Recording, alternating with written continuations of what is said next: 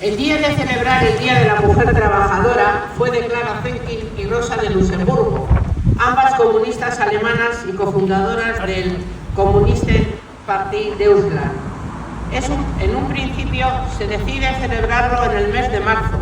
Más tarde se decide el día 8 de marzo en honor de las mujeres trabajadoras rusas que protagonizaron la huelga revolucionaria por la no a la Primera Guerra Mundial, a la cual se sumaron los trabajadores, dando lugar a la caída del zar. Un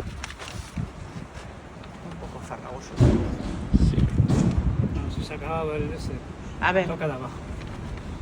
Toca de abajo, sí. On. Ahora. Este feminismo burgués y opresor, desde hace décadas, ha conseguido hacernos olvidar a las mujeres revolucionarias socialistas, comunistas y anarquistas, verdaderas puntas de lanza por la consecución de los derechos de las mujeres obreras, trabajadoras y de la mujer en general. Mujeres que dieron su vida, que fueron asesinadas por la burguesía y el capital. Persigue el objetivo de poner como referentes a mujeres burguesas e incluso colaboradoras con los nazis como Coco Chanel, con una narrativa edulcorante y blanqueadora del sistema explotador burgués y capitalista. A la vez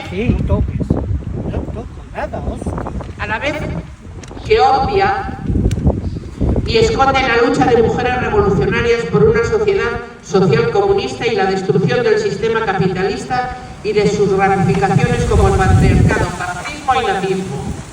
Olvida la lucha de miles y miles de mujeres obreras y proletarias por lograr un trabajo que no embrutezca y conseguir los derechos laborales que en justicia les pertenecen. Ora emakumen proletariak. Ora! Ora emakumen langileak. Ora! Proletariaren eguna. Bai, emakume proletari, emakume langilearen eguna da eta ez feminismo burgesa eta zapaltzaileak inposatu nahi digun bezala emakumeen nazioarteko eguna. Emakume langilearen eguna ospatzeko ideia hau Clara Zetkin eta Rosa de Luxemburgena izan zen. Biak Alemaniar komunistak eta KPD-en komunistetzen parte Deutschland sortzaileetatik. Hasiera batean martxoan zen ospatzeko eta gero martxoaren 8an erabakitzen da. Lehenengo Gerra Mundialaren aurka greba iraultzailea egin zuten Errusia emakume langileen omenez. Hamarkadetan zehar, feminismo burges eta zapaltzaile honek emakume sozialista, komunista eta anarkistak ahaztea lortu du. Zeinek lehenengo lerroetan egon diren, haien biziak arriskutan jarri, torturatuak eta irailak kapital eta burgesiagatik, emakume langilearen eskubideak eskuratzeko konkretuki eta emakume guztientzako eskubideak irabazteko orokorrean. Emakume burgesak edo Coco Chanel bezalako nazien laguntzaileak ere eredu gisa erabiltzearen helburua da feminismo honek sistema burges eta kapitalista zapaltzaileak gozotu eta zuritzen duen kontakizun batekin. Aldi berean, gizarte sozial komunista baten alde,